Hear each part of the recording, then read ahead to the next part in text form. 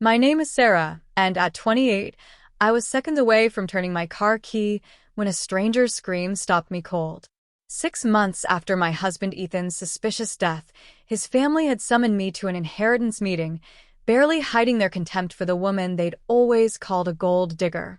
But as I sat in that parking garage, a terrified teenager pounding on my window, yelling something about my brother-in-law paying him to, he never finished that sentence before running away. The note I found hidden under my seat simply read, "Don't trust the signatures." What happened over the next 3 hours would expose a conspiracy that went deeper than greed and prove that sometimes the people trying to save you are the ones you'd least expect. If you are watching this video right now, I would love to know where you're from. Drop it in the comment section below. Hit that like button and subscribe to hear more stories about family relationships that take unexpected turns. The morning light filtered through my bedroom curtains with a cruelty I hadn't expected. 6 months since Ethan's funeral, and somehow the sun still rose, indifferent to the hollow space beside me in our bed. I stood before the mirror, adjusting the collar of my black blazer for the third time, trying to armor myself for what lay ahead. The estate meeting. The vultures circling. My hands trembled as I applied lipstick. Not too much, Ethan's family would judge. Not too little, they'd call me pathetic. There was no winning with the Blackwood clan, never had been. From the moment Ethan introduced me at that country club dinner 8 years ago, I'd seen it in their eyes. Gold digger. Social climber. Not one of us. She's pretty enough, his sister Sloane had said within earshot that first night, swirling her martini. But pretty doesn't last. Money does. If only they knew. Ethan and I had met at a bookstore, both reaching for the same copy of Neruda's poetry. He'd been wearing a Yankees cap and faded jeans, nothing like the three-piece suits his family demanded. We talked for hours over coffee that turned into dinner, that turned into breakfast. 3 weeks later, he'd mentioned his last name, his family's fortune, almost apologetically. By then, I was already in love with the man who quoted Keats and made terrible puns, who volunteered at the animal shelter on weekends and could never remember where he'd left his car keys. The flashbacks came unbidden as I fastened my watch, Ethan's gift for our 5th anniversary. His family's hostility had only grown after our small courthouse wedding. We'd chosen it over their demanded society spectacle, and they'd never forgiven either of us. Ethan had tried to bridge the gap for years, dragging me to family dinners where conversation felt like walking through a minefield. "They'll come around," he'd always said, squeezing my hand under the table while his brother Caleb made snide remarks about Ethan's little experiment in slumming. But they never did.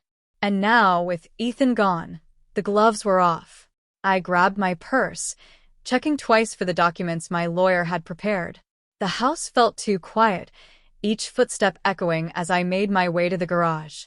Ethan's presence lingered everywhere, his coffee mug still on the kitchen counter, his reading glasses on the side table, that ridiculous singing fish he'd bought as a joke still hanging in the hallway. The car accident had been so sudden, so suspicious. The police called it tragic but routine, wet roads, poor visibility. But Ethan had been a careful driver, obsessively so. And that last phone call, just hours before? "Listen to me," he'd said, his voice tight with something I'd never heard before. Fear? "I'm heading to meet Harrington about some discrepancies I found. If anything happens to me, don't trust them. Any of them. Promise me." I'd laughed it off. "Nothing's going to happen. You're being paranoid." "Promise me, Sarah." "I promise." But Ethan. The line had gone dead. 4 hours later, the police were at my door. I slid into the driver's seat of my sedan. We'd sold Ethan's BMW months ago. I couldn't bear to see it in the garage. The drive to downtown stretched before me like a gauntlet. Each red light felt deliberate, giving me too much time to think. My hands gripped the steering wheel until my knuckles went white. The courthouse district loomed ahead, all marble and menace. I'd been there once before with Ethan, updating our wills ironically enough. He'd insisted on it after Caleb had made some comment about protecting family assets from outsiders. The memory stung fresh. I pulled into the parking structure adjacent to Harrington's building, spiraling up to the 3rd floor where I found a spot near the stairwell. My phone showed 9:47 a.m. The meeting was at 10 o'clock. I sat for a moment, engine still running, trying to calm my racing heart. That's when I realized I'd left the supplementary documents in my trunk, the ones proving Ethan's additional life insurance policy that named me sole beneficiary. Caleb would contest it, I knew, but I needed every piece of ammunition. I killed the engine and walked around to the trunk, retrieving the manila folder. The parking structure was eerily quiet, just the distant echo of car doors and footsteps. I returned to the driver's door, folder clutched against my chest, and slipped back inside. The key was halfway to the ignition when the world exploded. Bang! Bang! Bang! The sound against my window was so loud, so sudden, that I screamed. A face pressed against the glass. A kid, couldn't be more than 17, skinny and wild-eyed, his fists still raised. "Don't start it," he screamed, his voice muffled but frantic through the glass. "Don't start the car." My hand froze on the key. The boy's face was pale, streaked with sweat despite the cool morning. His eyes darted between me and something behind him. "Your husband's brother paid me to." He choked on the words, looking over his shoulder again. Then, as suddenly as he'd appeared, he bolted.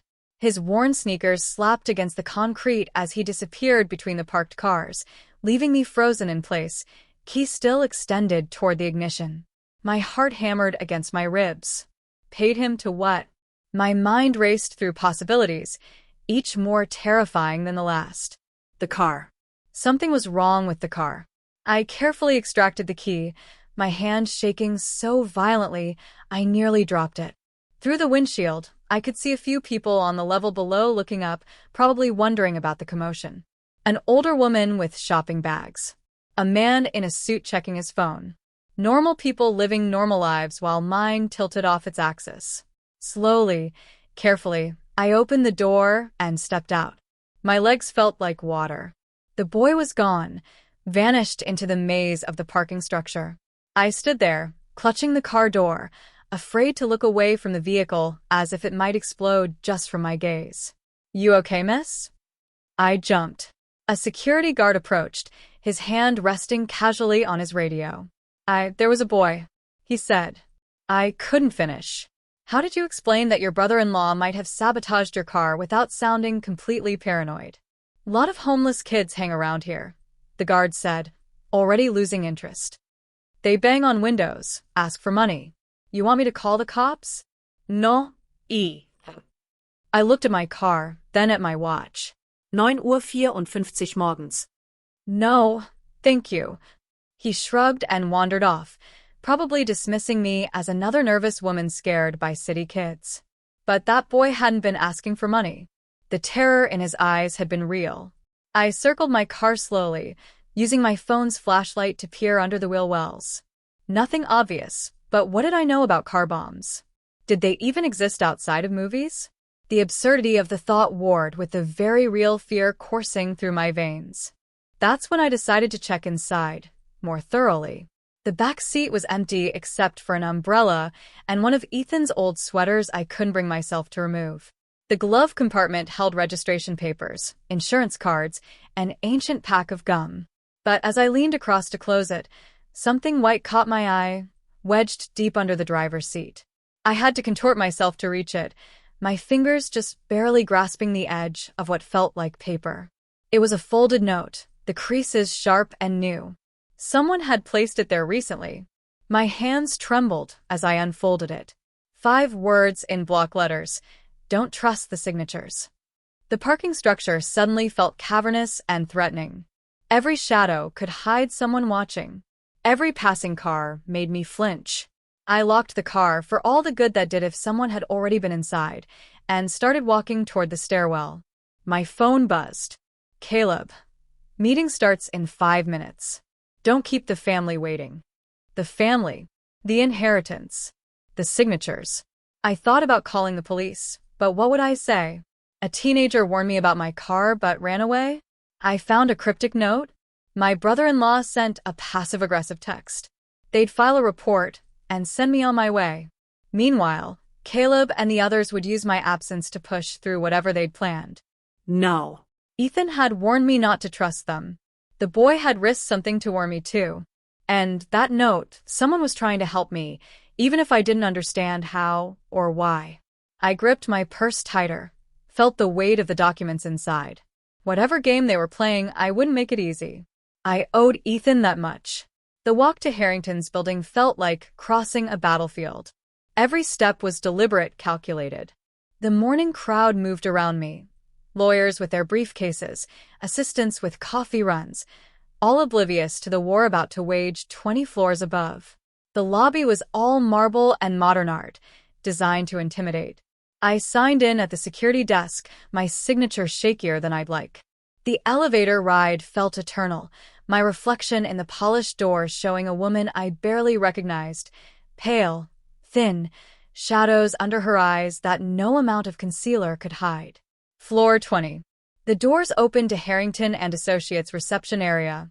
All dark wood and leather, oil paintings of stern-looking founders judging from their frames. Mrs. Blackwood, the receptionist said with professional sympathy. They're waiting in conference room A. They're waiting. Like predators. Like vultures. I straightened my blazer, lifted my chin, and walked toward whatever trap they'd set. Conference room A was exactly what you'd expect from a law firm that had been managing the Blackwood family fortune for 3 generations, intimidating by design. The long polished mahogany table reflected the faces of Ethan's family like a dark mirror, distorting their features into something even more unpleasant than reality. They'd arranged themselves strategically, I noticed. Caleb at the far end, playing patriarch in Ethan's father's absence. The old man was in Switzerland, too grief-stricken to attend, though he'd never shown much grief when Ethan was alive. Sloane sat to Caleb's right, her perfectly manicured nails tapping against her wine glass, even though it was barely 10 a.m. Various cousins and aunts filled the sides, creating a gauntlet I'd have to walk. The only empty chair was at the opposite end from Caleb, isolated. Of course. Sarah, Caleb said, not bothering to stand. So good of you to finally join us. I was 3 minutes late. The teen's warning had cost me those minutes, but looking at Caleb's satisfied smirk, I wondered if that had been the point. Throw me off balance. Make me appear unstable, unreliable. Caleb, I nodded, taking my seat with as much grace as I could muster. My eyes swept the room, cataloging faces. Some wouldn't meet my gaze. Aunt Patricia, who'd always been kind when Ethan was present. Others stared with open hostility. Cousin Marcus, who'd once drunkenly told me I'd never really be family. Mr. Harrington sat to Caleb's left, a stack of documents before him. The elderly lawyer had been Ethan's father's friend since Yale, but friendship clearly didn't extend to wives of dead sons. His fingers drummed nervously against the papers, and he avoided my eyes completely. Shall we begin? Harrington's voice cracked slightly. He cleared his throat and tried again. We're here to discuss the disposition of Ethan Blackwood's estate, as outlined in his last will and testament. Which version? I asked quietly. The room went still. Sloane's wine glass paused midway to her lips. I beg your pardon? Harrington blinked rapidly. I asked which version. Ethan updated his will 6 months before he died. I want to make sure we're reading from the correct one. Of course. Harrington shuffled papers with suddenly clumsy fingers. The will dated January 15th of this year. That was the right date, but something in his manner made my skin crawl. I thought of the note. Don't trust the signatures. Please continue, I said, folding my hands in my lap to hide their trembling. Harrington began reading in a monotone that made Shakespeare sound exciting. The legalese washed over me, but I forced myself to focus on every word. The family properties were mentioned, the estate in the Hamptons, the brownstone in Manhattan, various international holdings. All remaining with the family trust, as Ethan and I had discussed. We'd never wanted those golden cages, anyway.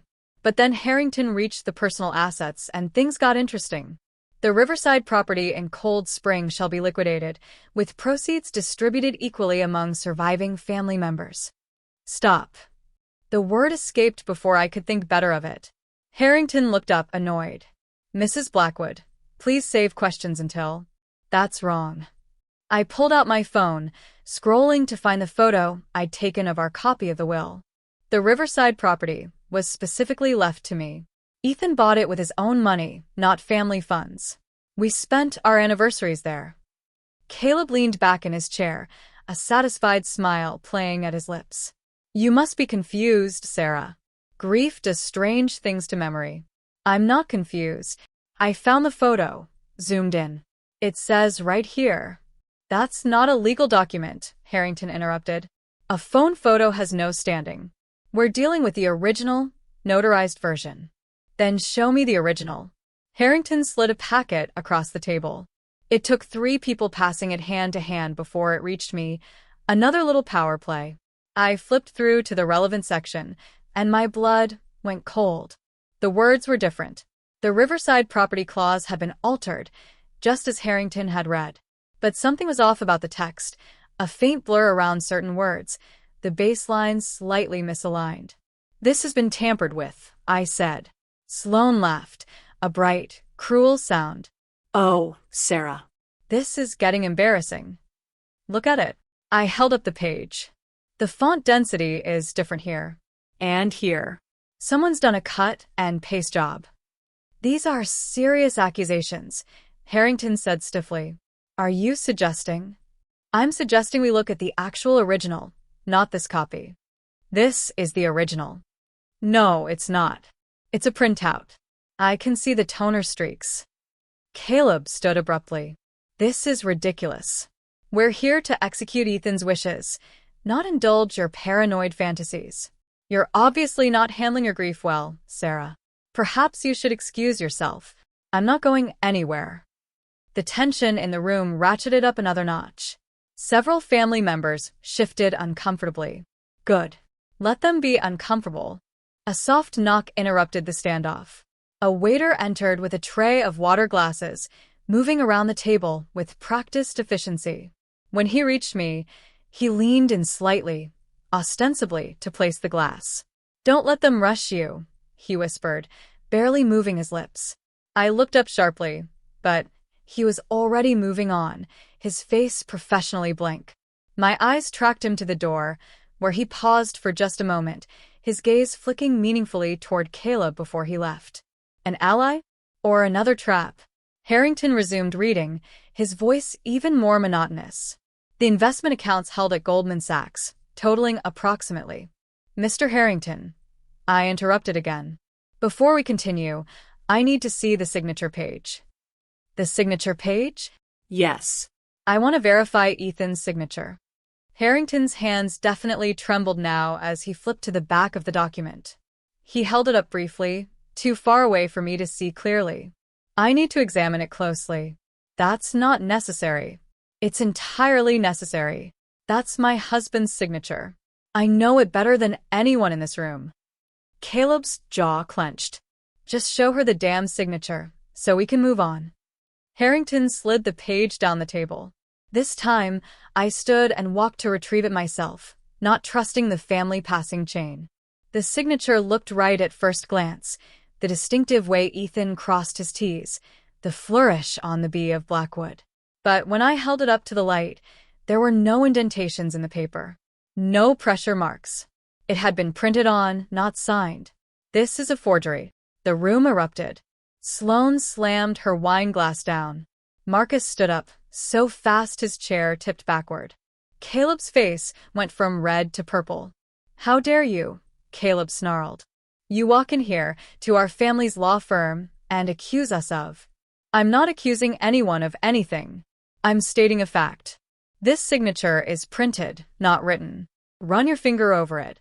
There's no texture. Enough, Caleb roared. Mr. Harrington, can we proceed without her? She's clearly having some kind of breakdown. I'm afraid Mrs. Blackwood is a primary beneficiary, Harrington said weakly. She needs to be present. Then get her to sign off on the distribution and be done with it. Sign off on fraud? I don't think so. I pulled out my phone again. I'm calling my lawyer. You don't have a lawyer, Sloane sneered. You can't afford one without Ethan's money. Ava Reed, I said, finding her number. Ethan recommended her. said she was the only honest estate lawyer in the city. Harrington went pale at the name. Caleb's expression shifted from anger to something more dangerous. "Put the phone down, Sarah," Caleb said quietly. "Let's discuss this like family." "Family?" I laughed, but there was no humor in it. "You've never treated me like family, and now you're trying to steal what Ethan left me." "Steal? We're protecting family assets from a gold digger who loved him." The words exploded out of me. "I loved him, which is more than most of you can say. You tolerated him when he towed the line and punished him when he didn't. He knew it. He told me." I stopped myself, but too late. Caleb's eyes sharpened. "Told you what?" he asked softly. "The last phone call. The warning." But I couldn't reveal that, not yet. "He told me you'd try something like this," I said instead. The waiter returned, this time with a coffee service nobody had requested. As he passed my chair, a napkin fluttered to the floor. I bent to pick it up and found writing on the inside. "Check the safe. Third drawer." "What's safe? Harrington's office?" "I need to use the restroom," I announced. Now. Caleb's voice was suspicious. "Unless you'd prefer I don't, but this is already unpleasant enough." Sloane waved a dismissive hand. "Down the hall. Second door on the right." I knew where the bathroom was. I'd been here before with Ethan. But I wasn't going to the bathroom. The hallway stretched before me, plush carpet muffling my footsteps. I passed the bathroom and kept going, my heart pounding so loud I was sure everyone could hear it. Harrington's office was 3 doors down, and if someone caught me, but the waiter's note burned in my mind. He knew something. The teen in the parking garage knew something. Someone was trying to help me, and I had to trust that against every instinct screaming at me to run. The office door was closed but not locked, Harrington's arrogance assuming no one would dare. I slipped inside, immediately overwhelmed by the smell of old leather and expensive whiskey. The room was a shrine to old money, dark wood panels, first edition books, diplomas, and certificates covering one wall. The safe sat behind the desk, barely concealed by a terrible painting of foxhounds. Not very subtle, but then subtlety had never been the Blackwood way. It was a combination lock, and I had no idea. Third drawer. The note had said third drawer, not the safe. I yanked open Harrington's desk drawers. First, pens, letterhead, breath mints. Second, legal pads, sticky notes, a flask. Third, locked. I grabbed a letter opener from the first drawer and jimmied it into the lock. Ethan had taught me this, of all things, when we'd been locked out of our apartment on our 2nd anniversary. The lock popped with a satisfying click. Inside, beneath some financial statements, was a manila envelope with Ethan's handwriting across the front. For Sarah. Only Sarah. My hands shook as I opened it. Inside was a single page, dated 1 week before his death. My dear Sarah, if you're reading this, then my worst fears have come true. I've discovered something about Caleb and the family finances that puts us both in danger. He's been embezzling from the trust for years, using Harrington to cover it up with creative paperwork. I confronted him, and he threatened me. Threatened you. I'm leaving this here because Harrington doesn't know I know about his spare key, the one hidden in the 3rd drawer. I've also left evidence with someone else, someone Caleb would never suspect. Trust the ones who seem beneath his notice. The Riverside property is yours, no matter what any documents say. I have the original deed in a safety deposit box at Chase, account number 447829. The key is in my old Yankees cap, you know the one. Don't let them bully you. Don't let them win. And know that every moment with you is worth whatever price I've paid. All my love, Ethan. P.S. If young Riley approaches you, trust him. I've been paying him to watch out for you. Riley. The teen from the parking garage had a name. I photographed the letter with my phone, then carefully folded it back into my purse. Evidence. Real evidence. The door handle rattled. I froze, then quickly closed the drawer and dove behind the massive desk just as the door opened. Footsteps entered. Heavy, deliberate. I know you're in here. Caleb's voice, cold and controlled. The bathroom excuse? Really, Sarah? You were always too predictable. I held my breath, pressing myself against the wood panels. He moved further into the room, his shoes visible from my hiding spot. "Here's what's going to happen," he continued, as if we were having a normal conversation. "You're going to come back to that conference room. You're going to sign the papers. You're going to take the generous settlement we're offering, far more than you deserve, and you're going to disappear. Find another rich husband to leech off." He was standing right by the desk now. One more step and he'd see me. Or, his voice dropped lower, "you could have an accident. Like Ethan. Wet roads are so dangerous, aren't they?" The confession hung in the air. He'd just admitted to murdering my husband. I pressed record on my phone, praying it would pick up his voice. "Nothing to say? Not hiding behind the desk like a child, are you?" He started to come around the desk. I had seconds to decide, confront him or run. Then a knock on the door. "Mr. Blackwood?" Harrington's nervous voice. Security called.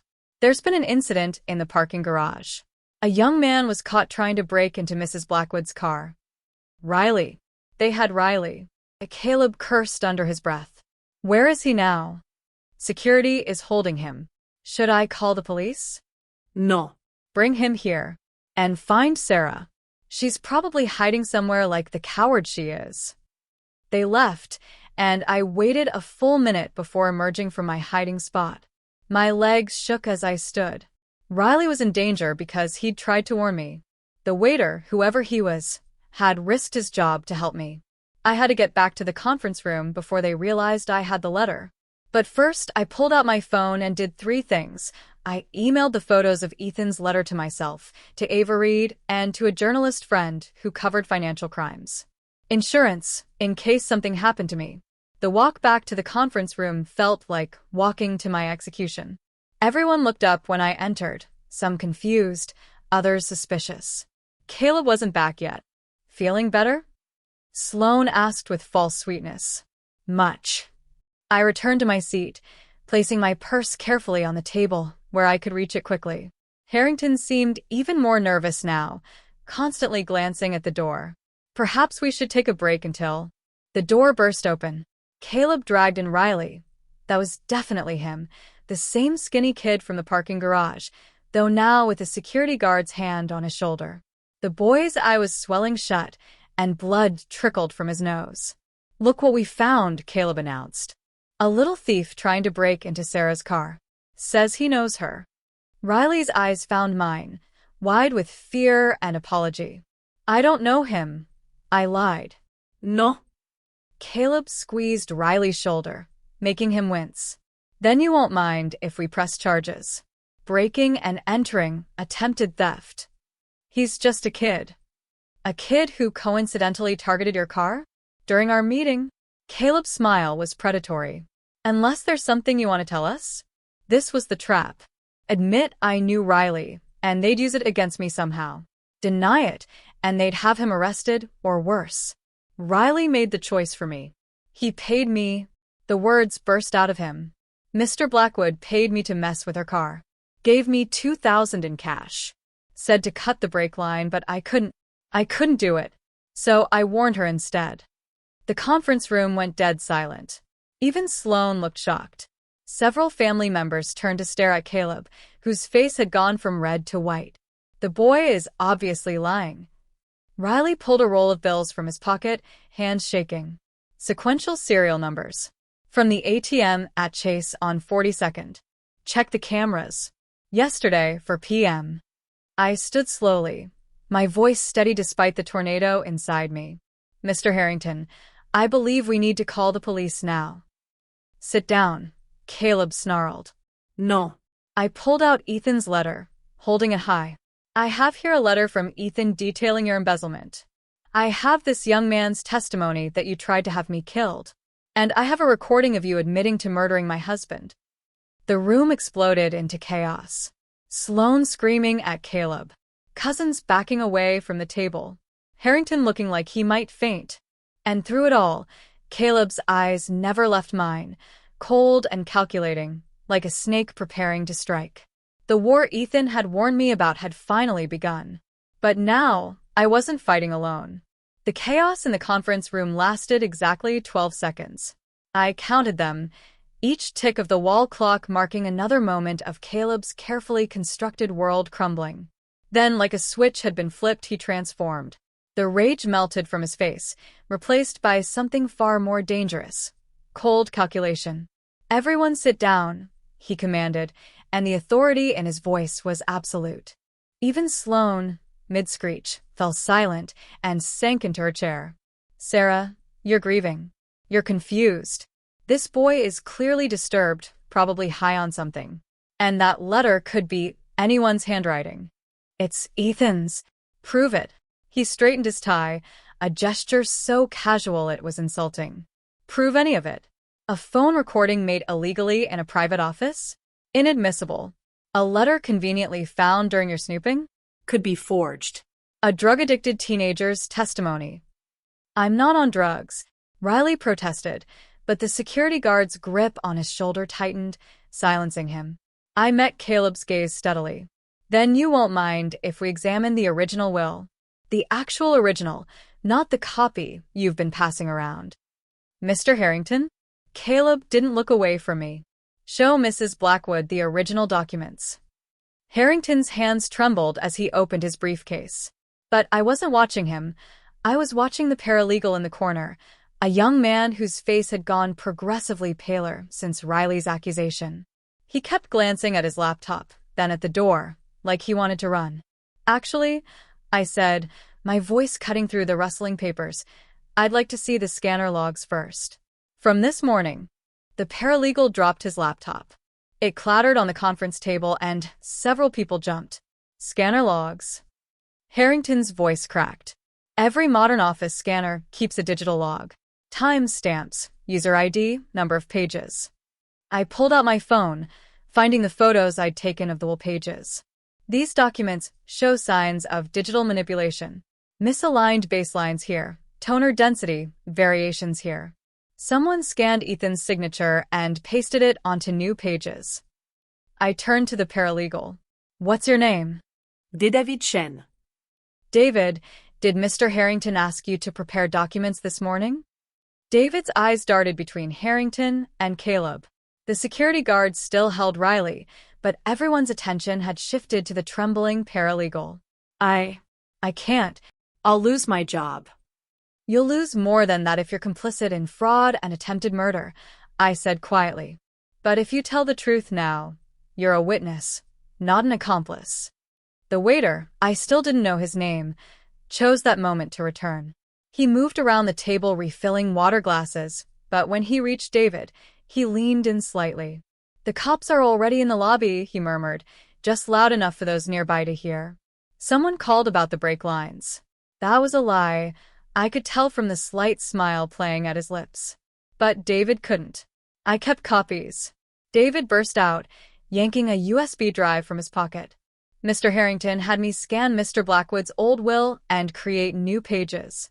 He said it was for comparison purposes, but then he had me align the signature and print them on aged paper. I knew it was wrong, but he said Mr. Caleb would fire me if I didn't." "Shut up."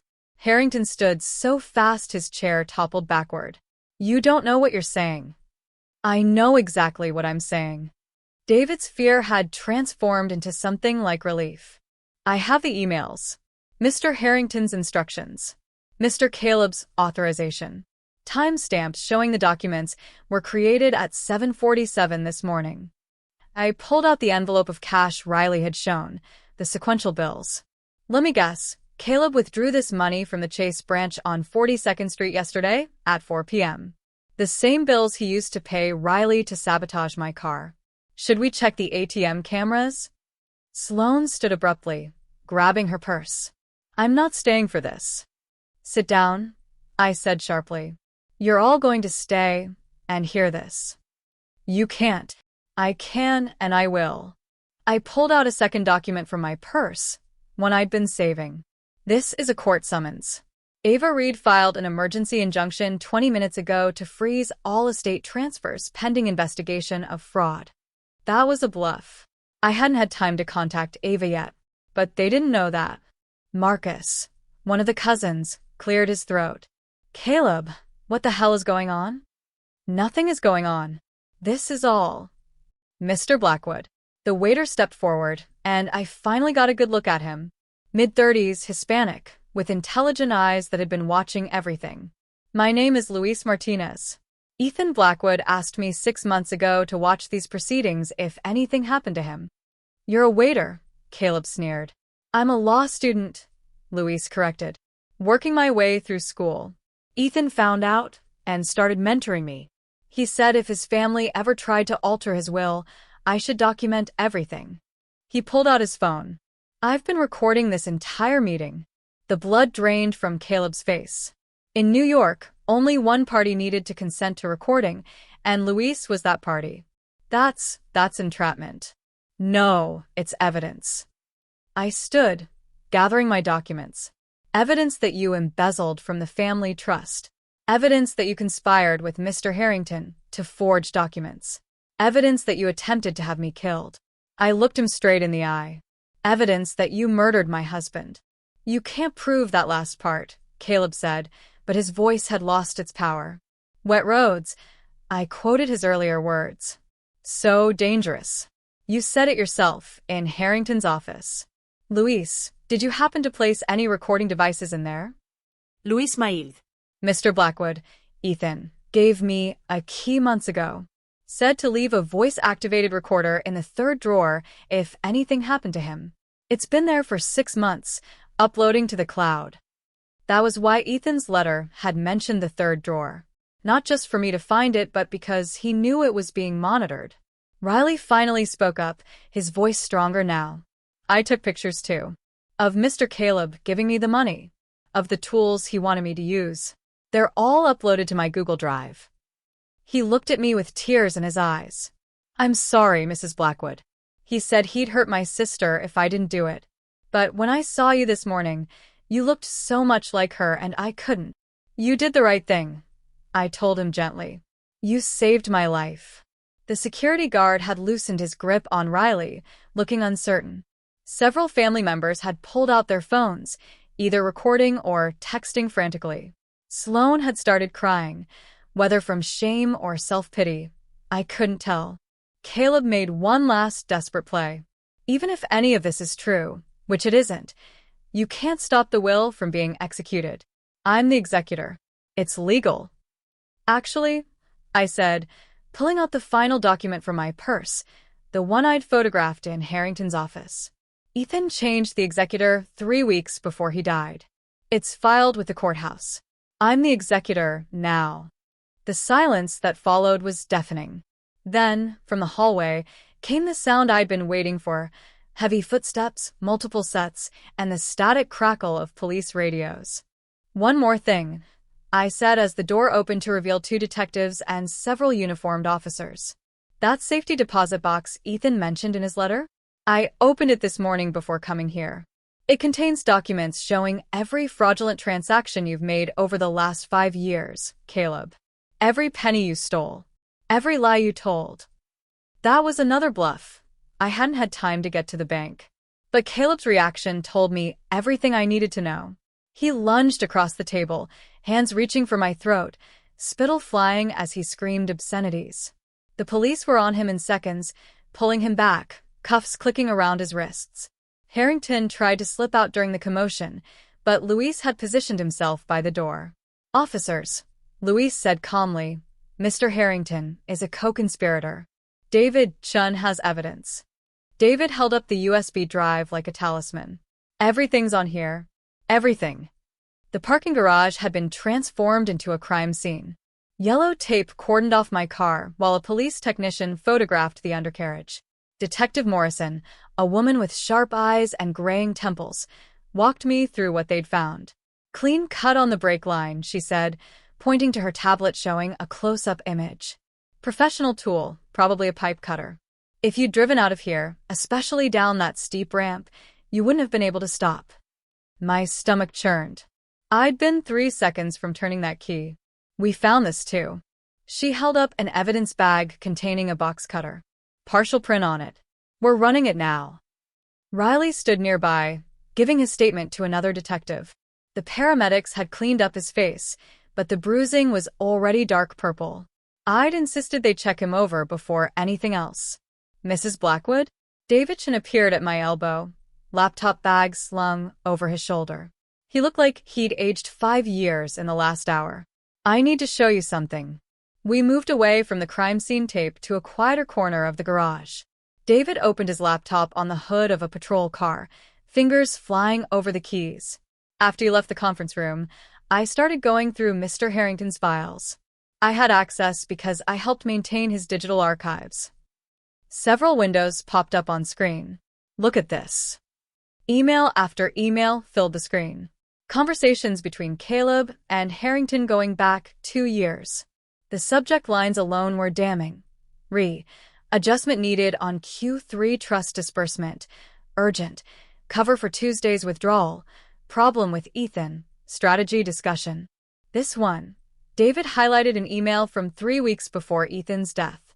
Caleb writes, he knows about the Singapore account. He's threatening to go to the authorities. This needs to be handled permanently. And Harrington's response? David clicked. Harrington had replied, understood. The break line suggestion seems most plausible for accident. Have contact ready. My hands clenched into fists. They'd planned it. Discussed murdering my husband like they were planning a business lunch. I've sent everything to your lawyer, David said. Ms. Reed, right? I also sent copies to the FBI's Financial Crimes Division.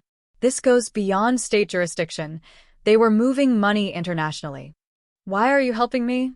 David closed the laptop, looking older than his 20-something years. Because 3 months ago, Mr. Harrington had me forge a codicil to another client's will.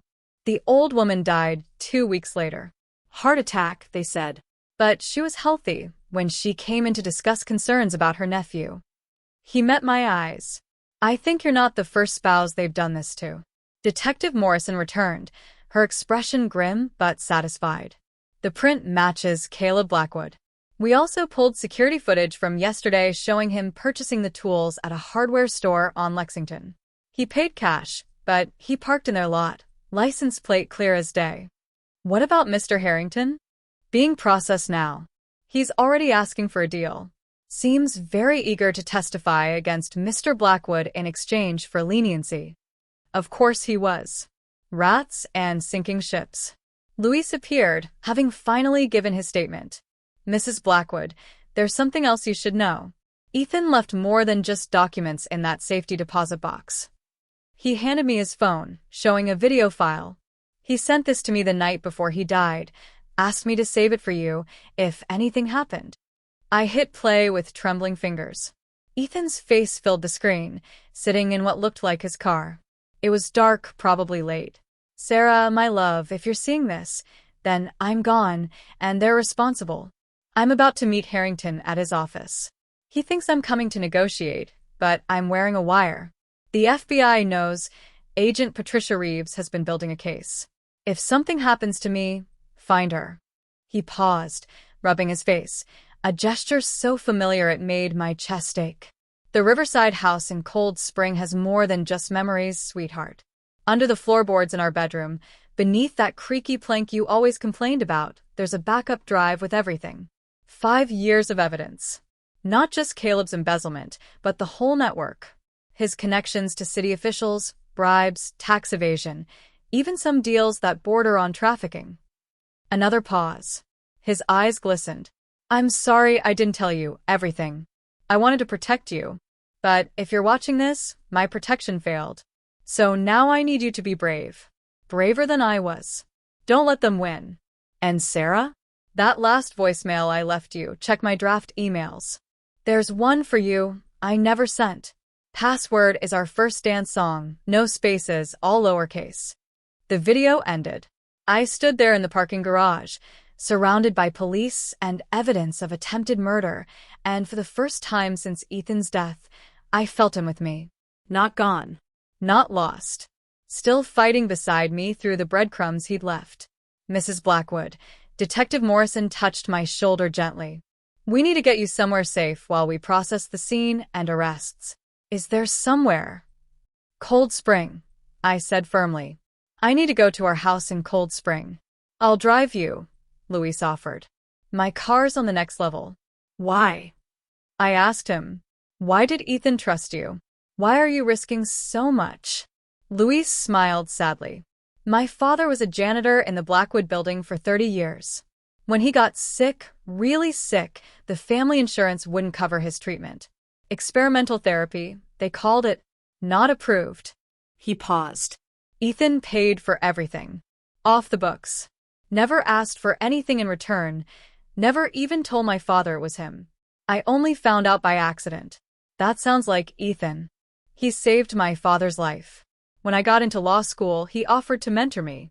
Said the legal system needed more people who understood what it was like to be powerless. Luis started walking toward the stairwell. He told me once that the greatest rebellion against his family wasn't marrying you. It was choosing to be kind in a clan that worshipped cruelty. We reached his car, a beat-up Honda that had seen better decades. As I slid into the passenger seat, my phone buzzed. Ava Reed. "Sarah, I've been reviewing the documents David Chin sent. This is bigger than just your inheritance. The FBI wants to meet with you. Can you come to my office? First, I need to go to Cold Spring. There's evidence hidden at the house. I'll meet you there with the FBI agents. Sarah, you did incredibly well today. Ethan would be proud." The drive to Cold Spring took 90 minutes. Luis drove carefully, checking mirrors constantly. Neither of us spoke much. I used the silence to log into Ethan's email account on my phone. The drafts folder had one unsent message, dated the night he died. "My dearest Sarah, if you're reading this, then you know the truth. I'm not coming home. I can feel it. The way Caleb looked at me today, the tremor in Harrington's voice when I confronted him. They're going to kill me. I could run, take you, and disappear. We have enough money hidden away, money they don't know about. But running means they win. It means other families suffer what we've suffered. Other spouses lose what we've lost. So I'm going to that meeting wearing a wire, knowing what will probably happen. It's not brave, I'm terrified. But I'm more terrified of a world where people like Caleb always win. Here's what you need to know. You are stronger than you think. You were never the gold digger they accused you of being. You were the gold itself. You made me better, braver, more human than anyone in my family ever taught me to be. When this is over, and it will end, because you'll end it, sell everything except the Riverside house. Take the money and start that literacy foundation we talked about. Help kids like Riley have a chance. Make something beautiful from all this ugliness. I love you more than words can say. Every morning I woke up beside you as a gift I probably didn't deserve but treasured anyway. Don't mourn too long. Live. Find love again, someone who deserves you more than I did. Be happy. That's not a request, it's a demand. Be gloriously, defiantly happy. It's the ultimate revenge against those who tried to break you. Forever yours, Ethan. P.S. The creaky floorboard isn't the only hiding spot. Check behind the painting of the lighthouse, the one you said was aggressively nautical. There's something there just for you. I was crying by the time we reached Cold Spring. Luis pretended not to notice, just handed me a packet of tissues from his glove compartment. The Riverside house stood exactly as I'd left it 6 months ago, frozen in time like a photograph. I'd been unable to return after Ethan's death. Too many memories, too much pain. But now, standing in our bedroom with FBI agent Patricia Reeves and Ava Reed, I felt Ethan's presence like a warm embrace. "Under this floorboard," I said, kneeling beside the bed. Agent Reeves, a tall black woman with kind eyes and an air of quiet authority, helped me pry up the loose plank. Beneath it, wrapped in waterproof plastic, was a hard drive and a thick manila envelope. "How long have you been investigating the Blackwoods?" I asked her. 3 years. Ethan came to us 18 months ago. He discovered discrepancies in the family trust, money disappearing and reappearing in offshore accounts. We were building a RICO case, but we needed more evidence. "Why didn't you protect him?" The question hung heavy in the air. Agent Reeves' expression softened. "We tried. He refused protective custody, said it would tip them off. He was supposed to wear a wire to that last meeting, but..." She paused. "The device was damaged in the crash. We couldn't prove it wasn't an accident. Until now, Ava said, reading through files on the hard drive. This is extensive. Financial records, recorded conversations, photographs of documents. Ethan built an airtight case. I moved to the lighthouse painting, the one I'd always thought was too touristy for our bedroom. Behind it was a small wall safe I'd never known existed. The combination was our anniversary date. Inside was a velvet jewelry box and another envelope. The box contained a simple gold necklace with a lighthouse pendant. Not expensive, but beautiful. The envelope held a single photograph, us on our wedding day at the courthouse, laughing as rice rained down, looking impossibly young and ridiculously happy. On the back, in Ethan's handwriting, the only moment that ever mattered. Everything else was just noise. The courtroom was packed. Media had been restricted, but sketch artists filled the back row, capturing every moment. I sat in the witness section, Riley beside me. He'd cleaned up, wearing a suit Luis had helped him pick out. His sister was there too, a younger version of Riley with the same determined eyes. Judge Catherine Wu presided with an iron fist, shutting down every attempted interruption from Caleb's high-priced legal team. The court has reviewed extensive evidence of fraud, conspiracy, attempted murder, and murder in the first degree, she began, her voice carrying absolute authority. The forensic document examination is conclusive. The will presented by Mr. Harrington was forged using sophisticated but detectable digital manipulation. I watched Caleb at the defendant's table. His designer suit couldn't hide the orange jumpsuit underneath. He'd been denied bail as a flight risk. Sloane sat in the family section, but most of the other relatives had distanced themselves, probably already calling their own lawyers. Mr. Chin, the judge addressed David, who stood nervously at the witness stand. Your testimony and evidence have been invaluable. The court recognizes your cooperation. David had been granted immunity in exchange for his testimony. He'd spent 3 days on the stand, methodically walking through every forged document, every email, every instruction from Harrington and Caleb. Mr. Martinez, Judge Wu continued as Luis took the stand. The recordings you provided, made with Mr. Ethan Blackwood's consent, are admitted as evidence. Luis played the recording from Harrington's office, Caleb's voice filling the courtroom. You could have an accident. Like Ethan. Wet roads are so dangerous, aren't they? Several jury members visibly recoiled. Riley testified next, his voice steady despite his youth. He explained the payment, the instructions, the moment he decided he couldn't go through with it. The prosecutor showed the sequential bills, the ATM footage, the tools with Caleb's fingerprints. I'm not proud of taking the money, Riley said. But my sister has medical bills, and Mr. Caleb knew that. He found out somehow and used it against me. Said he'd pay for her treatment if I did this one thing. Said he'd make sure she never got treatment anywhere if I didn't. What made you warn Mrs. Blackwood instead? The prosecutor asked. Riley looked at me. My sister survived cancer because of donations from strangers. Good people who didn't know us but helped anyway. Mrs. Blackwood looked like someone's sister too. I couldn't take that away from someone else. When Agent Reeves took the stand, she presented the FBI's 3-year investigation. Financial crimes spanning decades, money laundering through real estate, bribes to city officials. The Blackwood empire wasn't just corrupt, it was a criminal enterprise. Mr. Ethan Blackwood was our confidential informant, she testified. He wore a wire to 3 family meetings before his death. We have recordings of Caleb Blackwood discussing, quote, permanent solutions to the Ethan problem.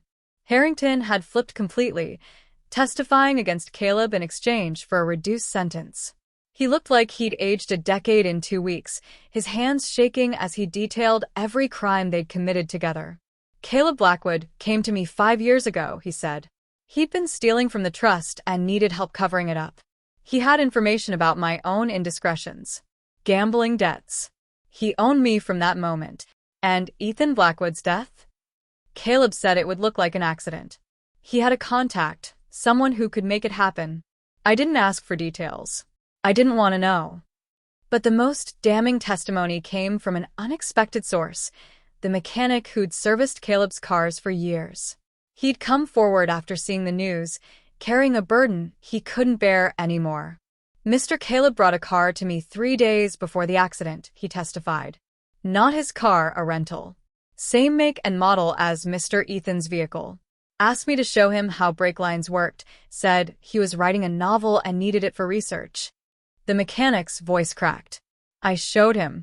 God help me, I showed him exactly where to cut. The jury deliberated for only 3 hours. Guilty on all counts. Caleb got life, without parole for murder in the first degree, plus consecutive sentences for attempted murder, fraud, and embezzlement totaling another 60 years. Harrington received 15 years with possibility of parole in 7.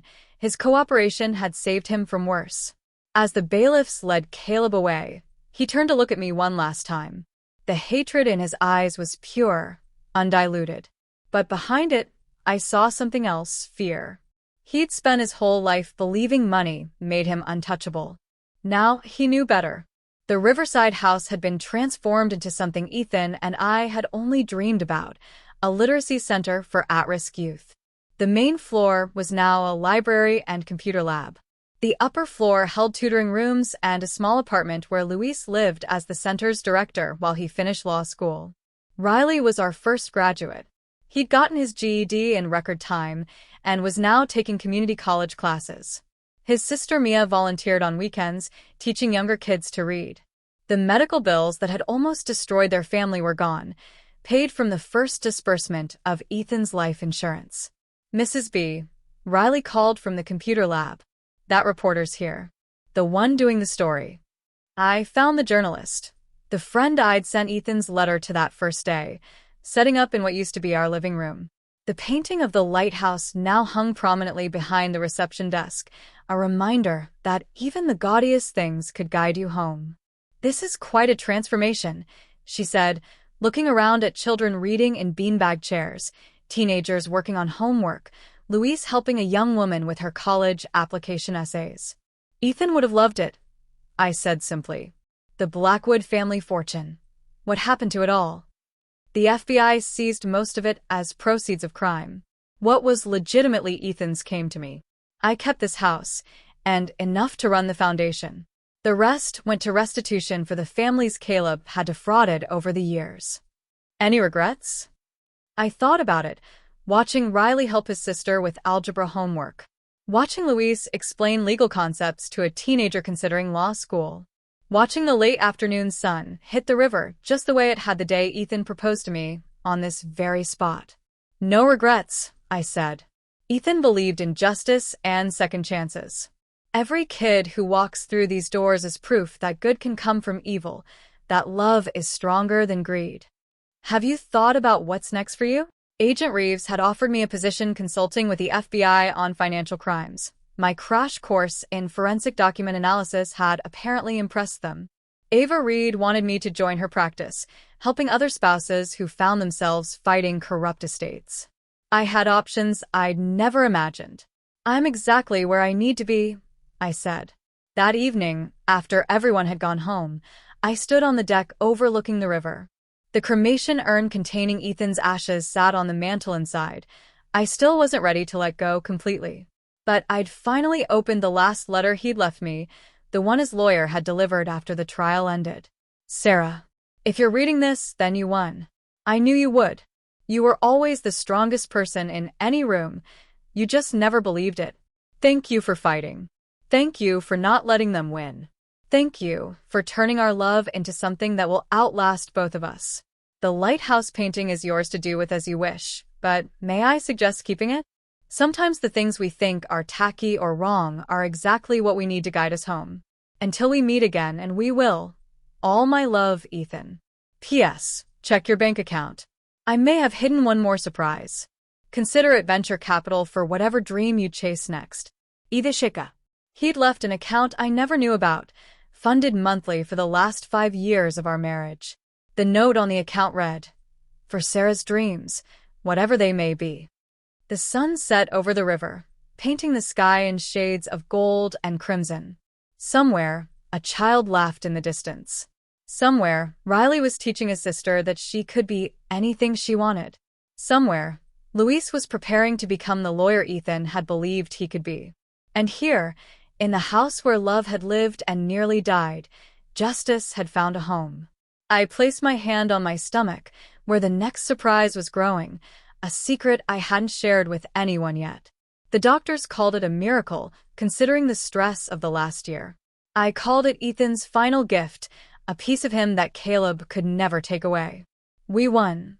I whispered to the setting sun, to the river, to wherever Ethan might be listening. We won.